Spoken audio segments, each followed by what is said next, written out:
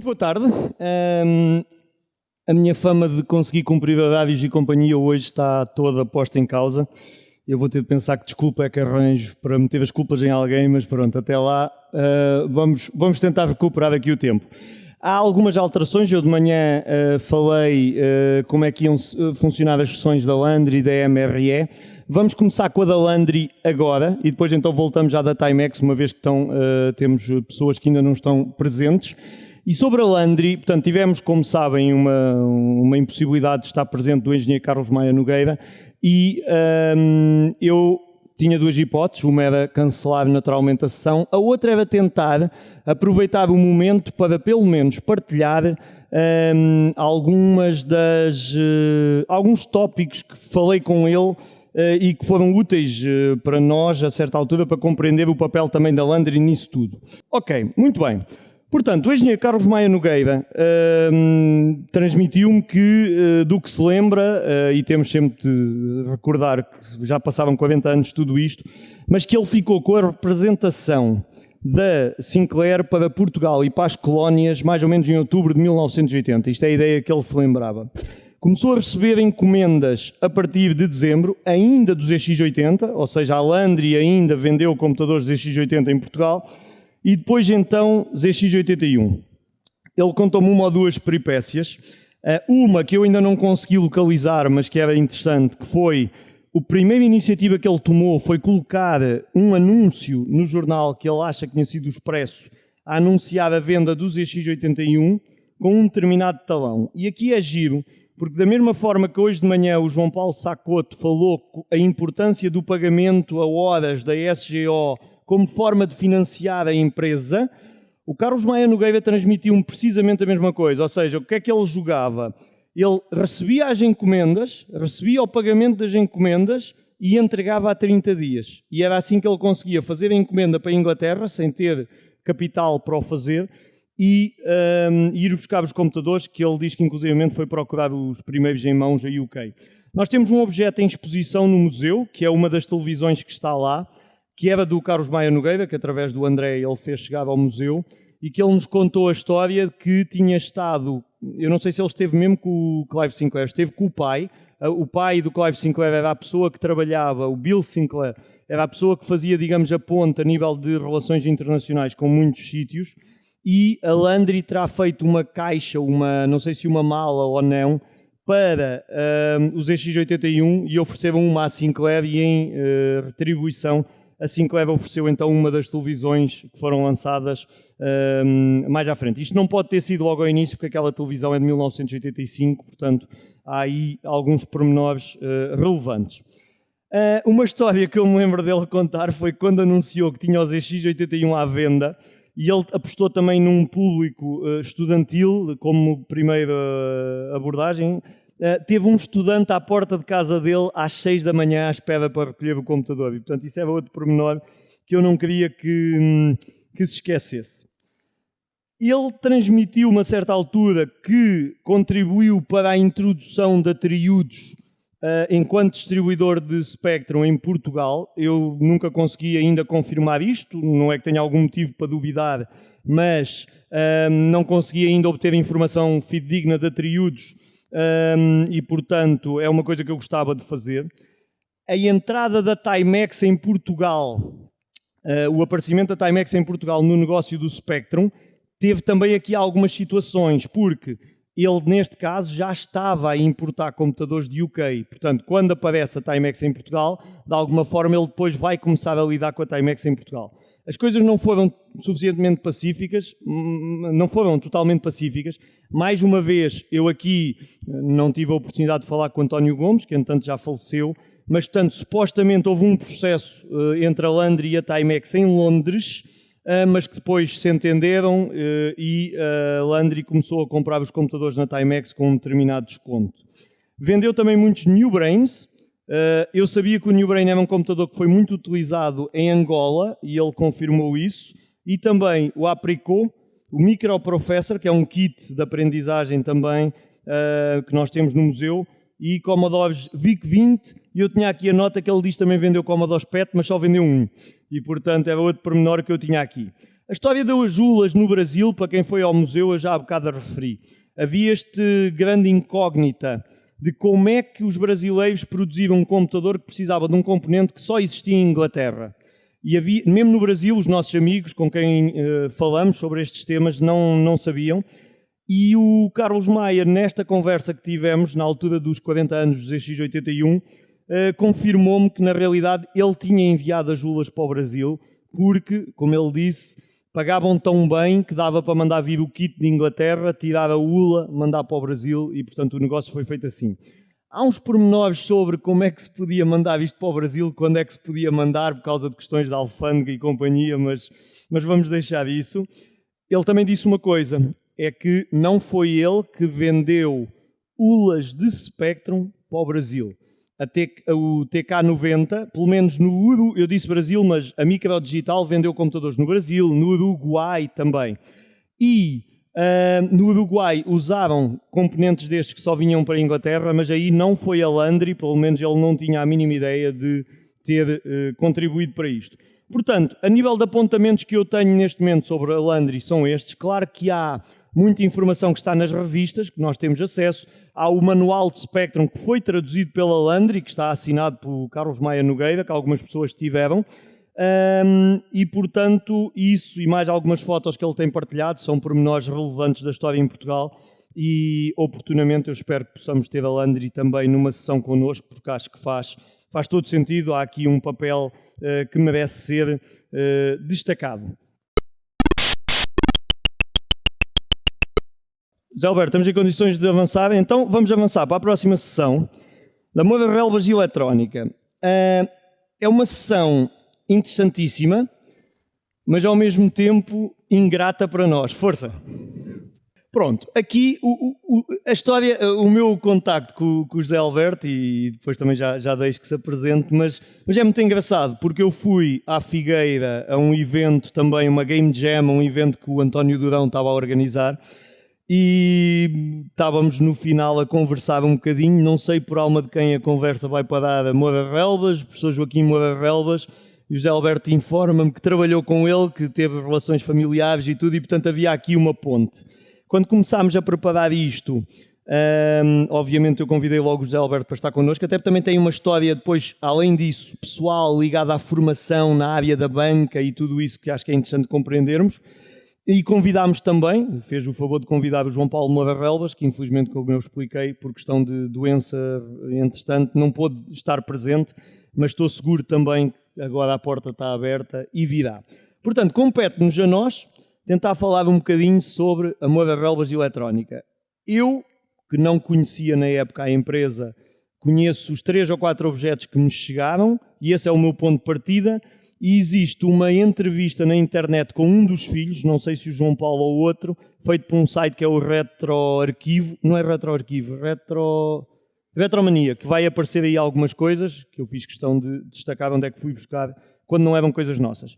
Mas sem mais demoras, o professor Joaquim Moura Relvas, conhecido por ter produzido livros de eletrónica digital, professor na Universidade de Coimbra, eu sei, professor em Gaia, que mais é que podemos... Então, muito boa tarde a todos. Infelizmente, o João Paulo não está. Só para introduzir, eu não me preparei porque só quis fazer a ponte. Não era devido a eu estar aqui, a não ser para o apresentar, porque tive a honra e o privilégio de trabalhar realmente com o Moura Relvas. Mais do que isso, fui um familiar por afinidade, porque fui casado com a prima direita deles, não é? E, portanto, já tinha o gosto pela informática nessa altura. Eu sou um dos senhores que em Portugal trabalhou com os ZX80, com o 81, até com o Radio Shack TRS80, enfim, sempre tive gosto pela informática, para mal dos meus pecados, mas estou convencido que o Spectrum foi o grande causador da minha ligação durante muitos anos de vida àquilo que eu fiz e que vou fazendo. Foi uma máquina realmente fabulosa. Mas voltando aqui ao professor Joaquim Moura Relvas, que era uma figura de referência, sem dúvida. A família Moura Relvas tem várias vertentes, aqui de Cantanhede conhecerão provavelmente mais a de Coimbra, mas eles são primos também. Os do Porto foram muito mais ligados à eletrónica, à criatividade, à informática, à programação, e ainda hoje o João Paulo, por exemplo, é um homem que gosta de gado e de CNC e diverte-se a fazer isso. Portanto, a criatividade esteve sempre ligada. Eu peço desculpa se cometer alguma inconfidência, porque não fui fazer nenhum tipo de pesquisa sobre isto. Portanto, vou-vos falar daquilo que eu me lembro de ouvir e que fui guardando como a minha verdade. E estou convencido que o professor Joaquim Moura Relvas terá sido um dos fundadores do Departamento de Engenharia Eletrotécnica em Coimbra, a ser visto, ele era professor cá. Um dos livros que ele me ofereceu, aliás, eu tenho estes livros, de introdução aos microcomputadores, lembro-me de ele falar comigo e de referir que tinha sido a primeira pessoa a usar em Portugal, num paper escrito, a combinação de eletrónica digital binária. Antes dele ninguém tinha referido a eletrónica nesse sentido. E é uma pessoa tão curiosa que eu vou-vos só contar este apontamento. Portanto, o professor tem 4 filhos, 3 rapazes e uma rapariga. Estão aqui pessoas que os conhecem. A estatura deles não tem nada a ver com a minha. Eu sou bastante mais alto e agora até bastante mais forte. Eu conheci o professor Moura Relvas na casa dele. Eu fiquei em casa deles durante algum tempo, trabalhei no Porto com eles. E o primeiro dia em que ele entra no escritório, entra na sala e começa a falar comigo, falou como se conhecesse há muito tempo e começa-me a contar uma série de coisas que estava a desenvolver e a trocar impressões comigo. E talvez 20 ou 30 minutos depois olha para mim e diz assim: espera lá, você não é o meu filho José Pedro? Pois não. E o José Pedro é quase louro, não é? E eu disse: não, professor, eu sou... então você desculpe que eu estive aqui ocupado muito tempo, isto é grave. E saiu da sala. Portanto, este foi o meu primeiro contacto com o professor Joaquim Moura Relvas. Eu já conhecia muito bem a mulher dele, a Milice, e tinha ido passar lá uma temporada à casa, mas estava à espera que me dissessem qual era o quarto onde eu ia ficar, ou uma coisa qualquer desse género. Portanto, uma pessoa fora de série, muito, muito, muito criativo, de ideias muito fixas. Ele teve um papel muito importante na EDP. Lembro-me disso porque deve ter sido, e perdoa-me se eu estou a cometer alguma inconfidência, a primeira grande rede de computadores montada em Portugal, rede de cabo, e foi com o Moura Relvas que se instalou e eu fiz parte desse trabalho. Mas também era uma pessoa tão carismática que quando estava em casa a trabalhar no laboratório e a desenvolver eletrónica, uma vez um dos miúdos caiu da janela e partiu um braço, viemos a saber depois, e a empregada de casa foi chamar o professor aflita e ela disse: mulher, chama-me o 112, não vê que eu estou ocupado. Portanto, completamente desligado isto é verídico, posso-vos garantir que é verídico, completamente desligado quando estava no mundo dele, não é? Na última fase... Que é uma característica muito génios, não é? Sim, muito génios, sem dúvida. Na última fase, achei interessante porque ele divertia-se com os netos, andava a brincar na sala como qualquer um de nós, de rabinho para o ar e de joelhos, a fazer gugu dadás. Tocava muito bem, era muito brejeiro quando queria pegar na guitarra e fazer assim umas brincadeiras. E, portanto, é uma pessoa que para mim, é uma referência incontornável, independentemente de tudo. Mas queria dizer-vos uma coisa. Ele é realmente, daquilo que eu apurei e relembrei com o João Paulo, a pessoa que desenvolve o primeiro interface para fazer o joystick que está ali em exposição no museu. Já vamos ver, sim. Eu tenho aqui fotos de coisas. Ok.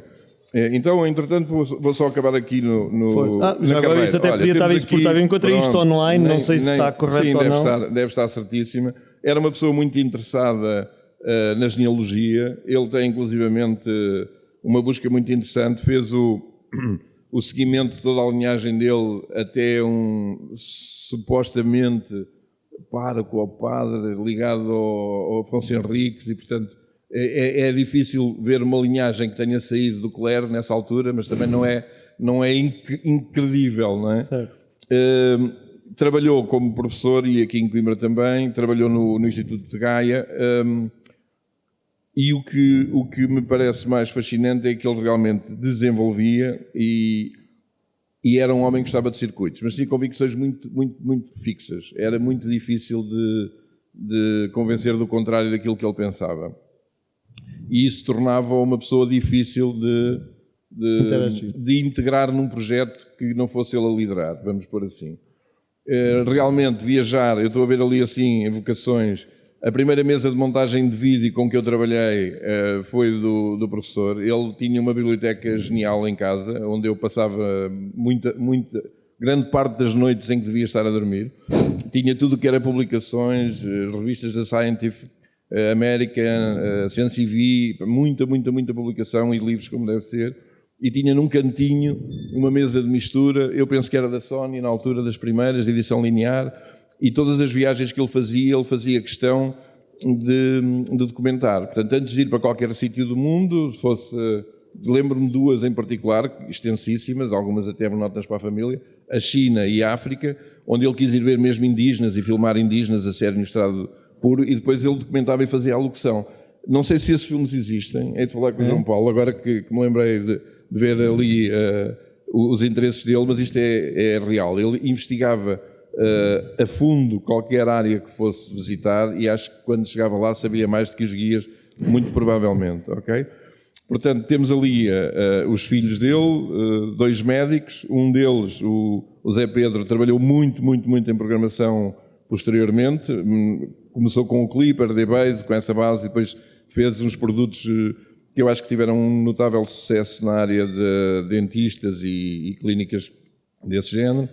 O Luís Filipe, quando eu o conheci, e isto é uma inconfidência familiar, mas eu acho que vão achar graça, a mãe na altura disse-me, olha, não estranhes se aparecerem um rapaz com estas características assim, é meu filho, eu acho que ele anda a estudar, mas não temos bem a certeza o quê, porque ele já mudou de curso algumas vezes, portanto, se ele não te ligar, não leves a mal. E era o Bifa, portanto, era o Luís Filipe, que hoje é um médico conceituado, e estava a acabar o curso. E quando chegou e soube que eu era de Coimbra, teve a noite toda a falar comigo, e eu pensei, olha, este deve ser o Zé Pedro, porque falou comigo, portanto, o outro que falta é que deve ser o Luís Filipe. Não, afinal e transmiti de manhã ao pequeno almoço que ele estava a estudar medicina, que já estava no 3º ano, portanto, e em casa, aparentemente, ninguém sabia. Não tinham a certeza disso, não é? Portanto, uma família fora do normal. Quem eram as pessoas, portanto, isto é uma coisa que já lá vamos chegar, mas, portanto, na empresa Moura Relvas Eletrónica é atribuído, parece-me que genericamente é atribuído muito mérito à esposa e a um dos filhos. Qual é o filho? É o João Paulo. Okay. Vamos pegar então no... Sim, eu depois só tenho fotos. Podemos passar à frente. Sim, só tenho fotos de objetos. Este primeiro...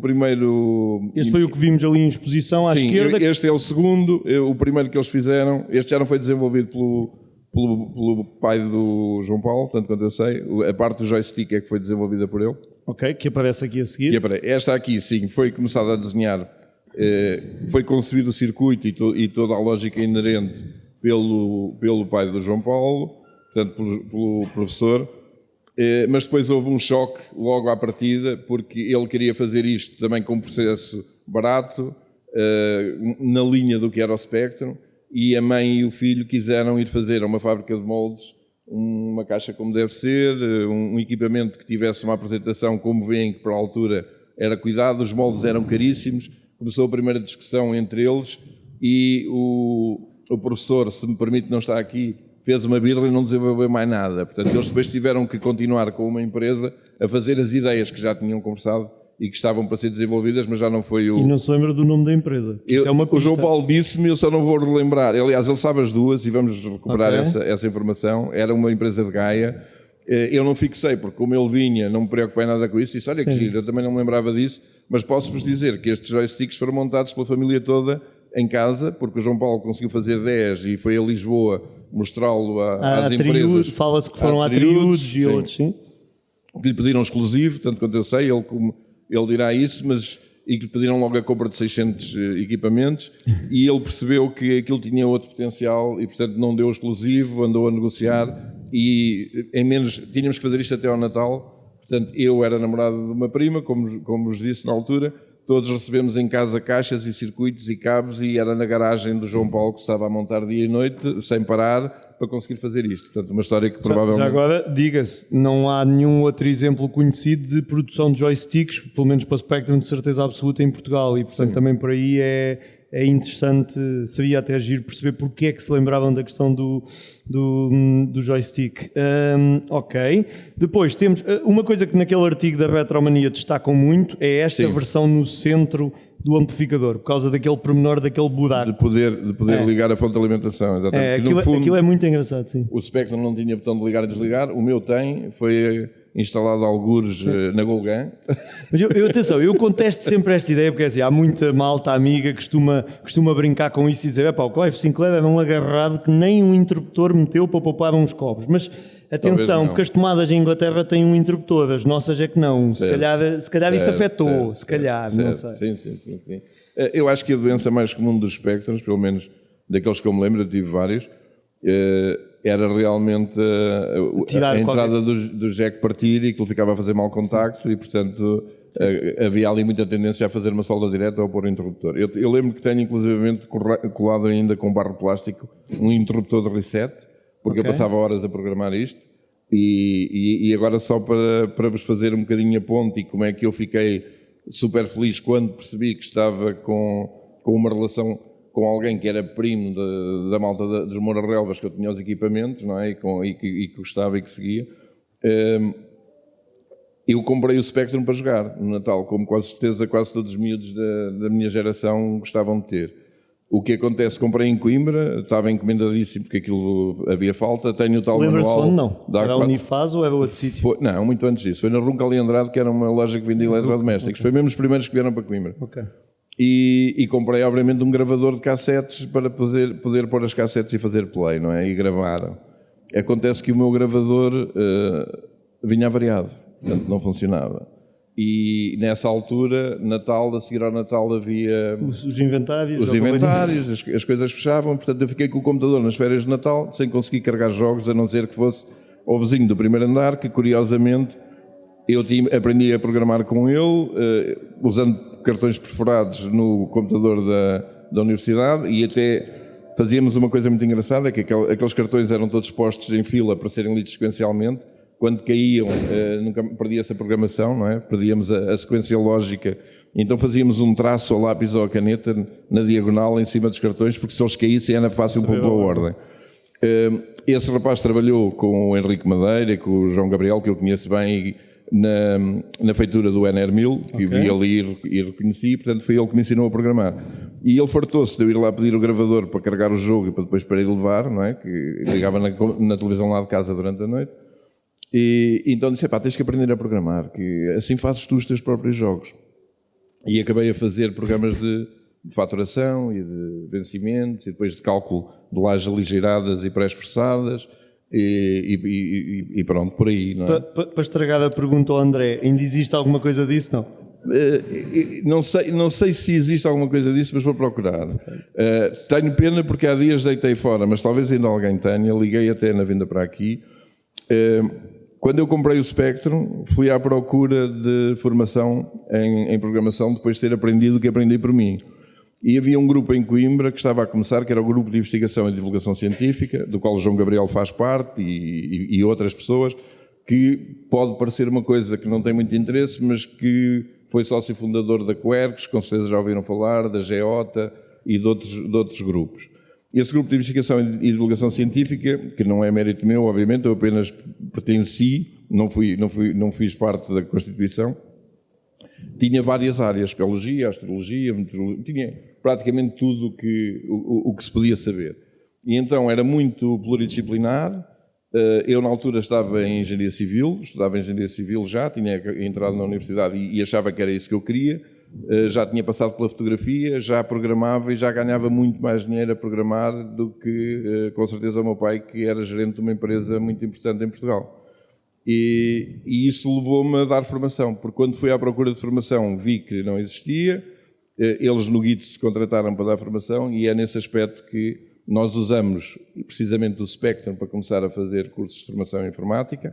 Já lá havia 2 moços que faziam isso, salvo erro, Filipe Falcão e talvez José Luís. Estava a tentar ver isso, e eu entrei numa outra onda porque não sabia só o básico, sabia descer ao código-máquina e já sabia fazer outras coisas, como por exemplo cracar jogos, que toda a gente me pedia, e fazer ali o aproveitamento da memória era muito curta, e pôr ali na memória do ecrã umas pequenas rotinas que corriam enquanto aquilo estava a carregar e conseguíamos fazer outras coisas, mas o que tive há bocadinho a tentar lembrar-me ali com a JG, se tinham sido eles ou não, porque o João Paulo também não se lembra, o grande interface que não está aqui, que eu não vejo em lado nenhum, e que me permitiu trabalhar bem na área comercial, estou a falar de indústria, foi um interface que convertia aquele porto de dados numa capacidade de comunicar com impressoras matriciais da Epson, que tinham uma linguagem de programação própria, que era o Escape-P. Mas espera, este à direita, eu não tenho Pode informação ser nenhuma esse. deste, mas isto Pode é um... ser esse. A ideia que tenho, isto acho que foi emprestado ao museu por Henrique Soto. Isto Ok. é uma interface de impressora, isso eu não tenho dúvidas. Pronto, então é isso. Agora, se será Ok. esse, então é este, Ok, à direita. então é isso, é Está isso. exposto ali, sim. O João Paulo nem se lembrava disso, eu lembrei-me porque eu aprendi Escape-P a partir deste interface, não é? Nem sabia que era assim. E, portanto, mandávamos códigos que me permitiam fazer formatação em impressoras matriciais de recibos de vencimento, foram as primeiras coisas que eu fiz, e depois para os funcionários da fábrica desenhei uma interface que preenchia, não sei se alguém se lembra do Totobola, era preciso preencher, sim. E eles faziam um sistema múltiplo de apostas que tinha sido desenhado pelo Engenheiro de Portugal, portanto um familiar também deles, e jogavam todas as semanas. E então eu consegui, com as impressoras com EFX, com LX não dava, carregar aquilo e preencher matricialmente o desdobrar do sistema de apostas que ele tinha, e ganhei muitos jantares à conta disso. Não veio dinheiro, mas ganhei muitos jantares, porque sempre que eles ganhavam qualquer coisa, eu ia era envolvido. Claro. Mas foi um exercício prático que me ajudou a perceber a potencialidade das linguagens de programação, e mais tarde venho a fazer, talvez, não está escrito em lado nenhum, o primeiro jornal eletrónico português, que foi o Tabuense, feito completamente por computador, com a primeira laser que vem para Portugal, em linguagem PostScript, invertendo a programação e fazendo espelho em folhas não da STAT, película que era caro, mas papel de engenheiro, porque eu tinha andado em engenharia civil, certo. Não concluí, e depois andei em muitas outras engenharias até acabar o curso que acabei na área de humanidades. Portanto, e foi por isso que me encontrou no arquivo fotográfico da Figueira. Okay? A vida dá voltas. Muitas voltas, mas a informática esteve sempre presente. Okay. Há aqui um pormenor, esta é a foto do Retromania que mostra a tal passagem, mas aqui há outro pormenor que eu acho giríssimo, e isto aqui mais mensagem interna, João Encarnado, Paula, que é, nós temos de explorar estas interfaces muito a sério, porque estas interfaces têm uma ROM qualquer com programa feito em parceria com aquele Catim, está exatamente. No artigo, eu acho eu nunca explorei isto. Pronto, a Catim, acho que é exatamente a empresa que ele me referiu, que faz o desenvolvimento depois de todas as placas e circuitos impressos, dada a indisponibilidade do professor. E a caixa dos moldes, não me lembro, mas o João Paulo saberá. Esta aqui tinha uma vantagem, além desta que aqui aparece, tanto quanto eu me lembro, é que nós podíamos perfeitamente programar que teclas que variavam de jogo para jogo, sim. O Manic Miner, ou o Attic Attack, ou outro qualquer, não é? Tinham o Secret Flag, que eu lembro-me bem, tinham teclas diferentes para comandar, e nós ali podíamos dizer qual é que era para cima, para baixo. É isto. Exatamente. É isto aqui à direita que se vê, que tem as fichas pré-programadas com o POAQ, com o 2134, eu achei isto giríssimo, e isto na realidade entra na interface joystick. Muito bem. Isto é muito engraçado também. Pronto, aqui eu retirei uma citação deste artigo, que falava da questão do que é que aconteceu no final da parte da MRE, porque acreditei que a sua ligação tivesse também a ver um bocado com esta parte. Sim. Não sei se sim ou não. Sim? Pronto. Sim. Okay, que era o que se estava a falar também já há um bocado. Eu, quando entrei para a MRE, estava-se já a falar...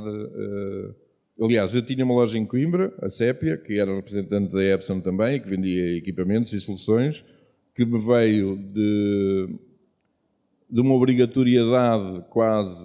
Eu dei formação a muitos níveis de empresariais. Primeiro com o Spectrum, daí lembro-me bem, os primeiros clientes de Coimbra foram sindicatos bancários, e os quadros bancários vieram aprender. O 1º de janeiro e jornalistas também foram. Eu era um miúdo, atenção, portanto lembro-me perfeitamente do choque que foi uma senhora professora de matemática, que eu não recordo o nome, que entrou em pergunta a que horas é que chega ao formador, que isto já devia ter começado. Eu disse, não, o formador já cá está, os senhores é que ainda não estão, portanto estão atrasados os alunos. Certo. E ela ficou indignadíssima por ser um miúdo de 16 anos a dar formação.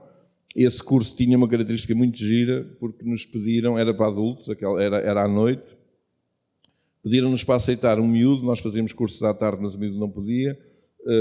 Eu penso que ele teria 6 anos, 7 anos, portanto muito, muito pequeno, que acompanhava sempre o avô. O avô era um desses bancários que veio fazer a formação.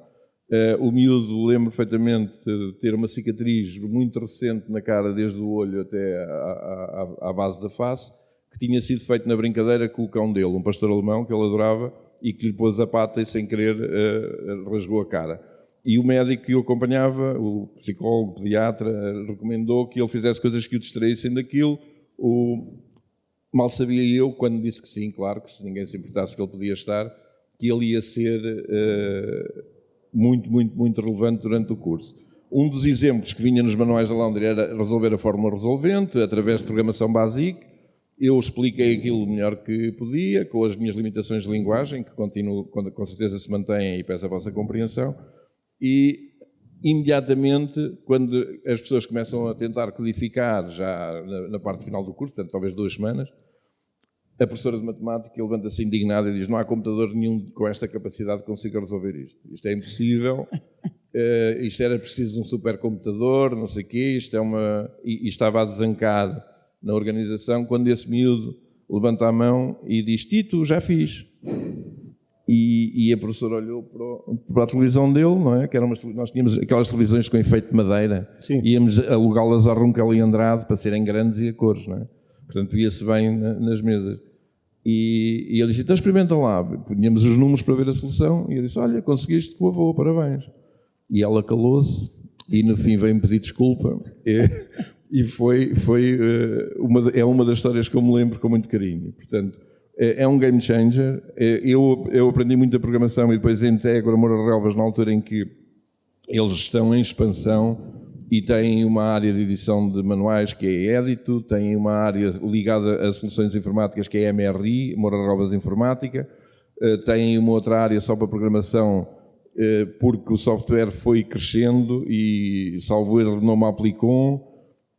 Portanto, foi um grupo que, na altura de ouro, eu acho que foram os anos de ouro da informática em Portugal, teve algum crescimento. Eu posso dizer que me lembro, eu fui ser diretor comercial lá durante uns meses e tinha 80 contos de talões de táxi dos funcionários da empresa todos os dias. E eu disse assim: mas porquê é que não damos carros a esta malta? E fomos comprar 30 Opel ou Sardinha, que era um concessionário que havia no cimo de Gaia, com parte do vencimento, que era para não andar toda a gente de táxi e para tratarem bem os carros. Portanto, era mesmo uma altura muito importante. Posso-vos dizer que nessa fase, penso que por conhecimento familiar, a Java Farmacêutica, que tinha algum poderio económico, por exemplo, eram os exclusivos fornecedores de soro fisiológico dos hospitais todos do país. Podem imaginar que se consome um bocadinho de soro, não é? E eles queriam investir fortemente na informática, quiseram comprar portáteis, a Epson na altura ainda não tinha portáteis, a MRE também trabalhava com a Epson. Fizemos um contacto com a Compaq na América, na Alemanha, e era um senhor chamado Paulo Gonçalves, que trabalhava num quarto de hotel a partir da Alemanha, a divisão Compaq Portugal, e venderam tantos ou tão poucos portáteis para a Java que vieram abrir cá. Portanto, mexiam mesmo as coisas e as coisas cresciam e apareciam e eram feitas. Eu, entretanto, depois de lá estar, comecei a evoluir na área do software de engenharia, cálculo e dimensionamento de lajes aligeiradas, enfim, até com uma fábrica que o JP Sacuto conhece muito bem, a Pavi Norte, de Penafiel, onde fizemos um produto que servia aos gabinetes de engenharia para calcular e dimensionar. Portanto, se eu não tivesse aprendido a trabalhar com o Spectrum naquela altura, provavelmente era só um gamer, que continua a ser, e, por exemplo, na consola na PS4, no Gran Turismo 7, estou em primeiro lugar da Zona Centro a conduzir, portanto, quase aos 60 anos, não é mau, e tenho muito pouco tempo para aquilo, mas é o meu escape, continua a ser o meu escape. Sempre gostei de simuladores, tenho uma Xbox só para voar e tenho uma PS só para jogar GT, o pouco tempo que me sobra, porque é mesmo muito pouco. E vem cá no fim de semana ou não? Vamos ver, eu não sabia que vinha cá hoje, até ontem, e portanto tudo é possível. Espero não estar a amassar. E acho que não, acho que estamos a cumprir o objetivo, pelo menos estamos a aprender bastante sobre isto. Eu penso, pronto, eu não tinha aqui mais nenhum Eu gostei de lembrar ali, já agora só para vos dizer, a informática foi muito interessante nessa fase. Eu lembro-me de vender o primeiro Altos Ibérica em Portugal, um sistema Unix, foi a primeira vez que foi vendido em Portugal. E, portanto, e foi para a Arcil, na Lausanne, foi uma rede que eu desenhei e foi isso que me obrigou a estar na informática, porque eu dava formação como dava formação, se fosse nesta altura podia dizer que era consultor, mas naquela altura não, era só um vendedor, as pessoas perguntavam o que é que eu compro para fazer isto. E eu desenhava muitas propostas, algumas que foram montadas com material da concorrência, mas gostava muito de fazer as propostas quando tinha a loja, e quando desenhei a solução, primeiro que foi lá implantada, convidaram... entretanto, porque eu saí de Engenharia Civil para Informática, de Engenharia Informática para Redes de Comunicações e Multimédia, de Redes de Comunicações e Multimédia fui para outras engenharias e, portanto, andei a estudar ao longo da vida. Como é que vai parar as humanidades? Como é que vai parar as humanidades, que é um salto? Pois, muito grande.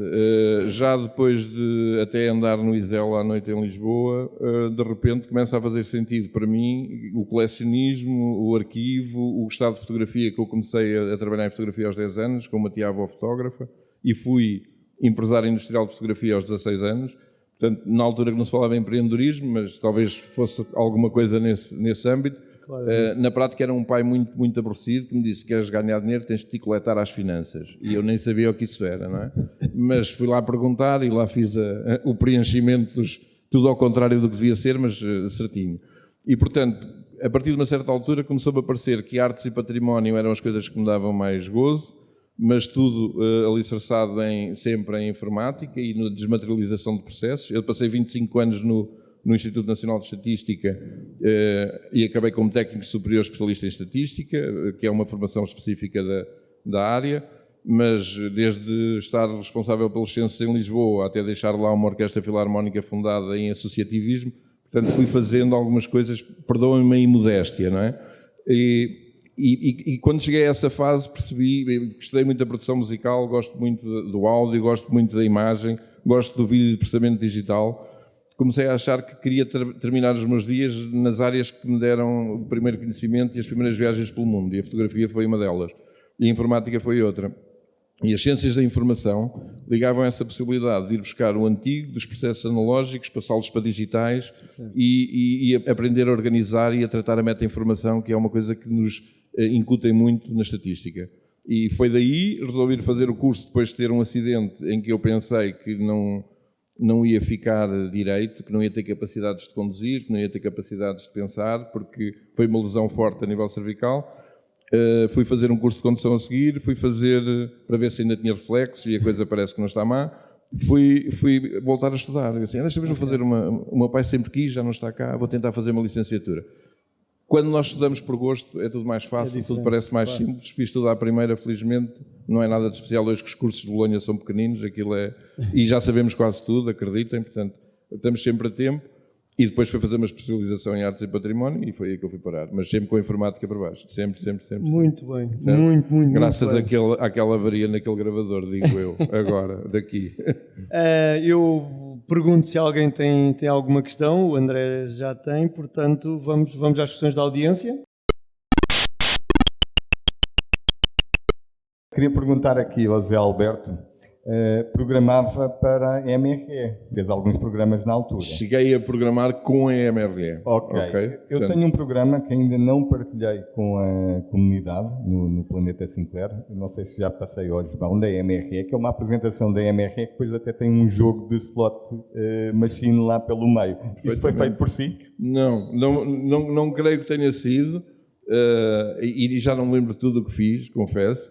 Sei que eu fui recrutado por eles porque eles, quando viram no Spectre o programa de gestão de salários, e eles só tinham feito a parte da contabilidade e estavam a começar os estoques, ficaram muito interessados com aquilo. Porquê? Porque eu comecei por fazer só o módulo de impressão. Era muito aborrecido numa fábrica de cerâmica passarem os recibos todos à mão todos os meses com cálculos de eternidades e enganavam-se. E eu disse, eu consigo fazer isso com o Spectre. Portanto, fiz uma introdução de dados, aquilo não tinha base de dados por baixo nem nada. Mais tarde, a estudar com o Henrique Madeira, que vi ali saudosamente numa fotografia da Critical, também foi meu professor.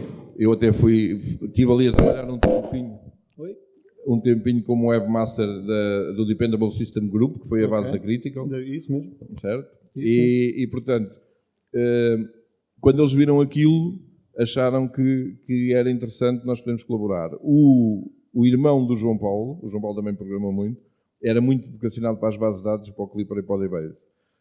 Eles estavam mais na área de C, confesso. A programação base da MRE, quando passou, foi C.